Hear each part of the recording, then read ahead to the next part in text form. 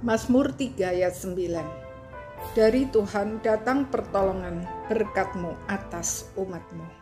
Saudara-saudara sekalian, Mazmur ini ditulis oleh Daud ketika dia melarikan diri dari istana karena Absalom anaknya melakukan gerakan makar untuk merebut kekuasaan.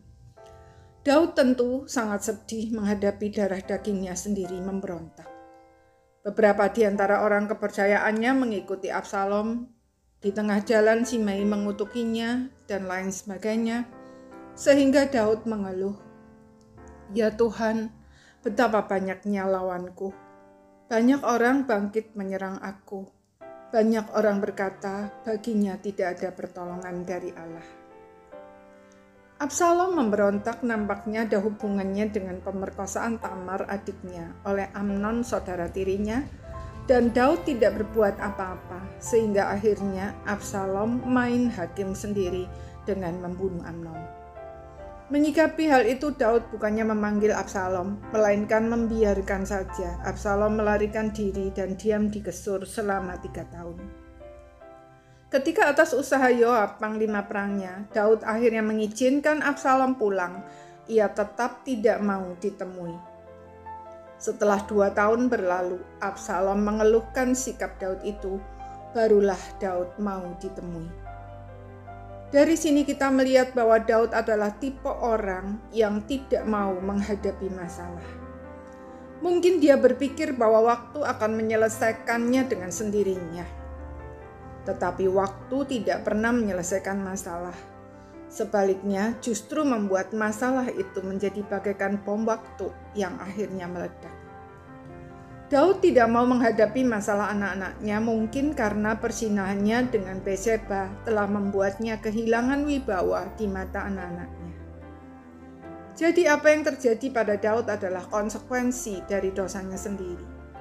Itulah juga yang dikatakan oleh Nabi Nathan, "Pedang tidak akan menyingkir dari keturunanmu."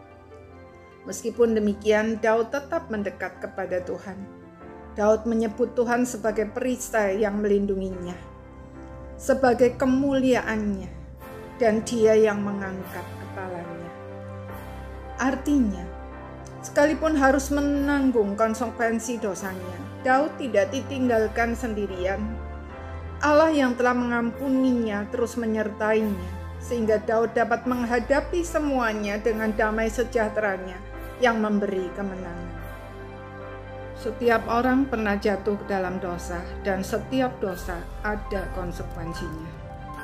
Namun semua itu akan menghancurkan kita atau justru menjadi momen untuk mengalami pekerjaan Tuhan dan bertumbuh tergantung dari pilihan sikap kita. Ada orang yang memilih untuk menutupi dosanya dan berusaha menghindari konsekuensinya. Orang yang demikian, jika tidak bertobat, cepat atau lambat, akhirnya pasti hancur. Orang bijak justru mendekat kepada Tuhan, mengakui dengan tulus dan jujur bahwa dia telah jatuh, menerima pengampunan dan menjalani konsekuensinya bersama Tuhan. Itulah yang Daud lakukan. Hasilnya, masa-masa yang berat itu justru menjadi momen bagi Daud untuk mengalami pekerjaan Tuhan, membentuk dan mempersiapkan dia menjadi alat kemuliaannya. Saudara, tidak peduli seberapa dalamnya kita telah jatuh, Tuhan rindu membentuk dan memakai kita menjadi alat kemuliaannya.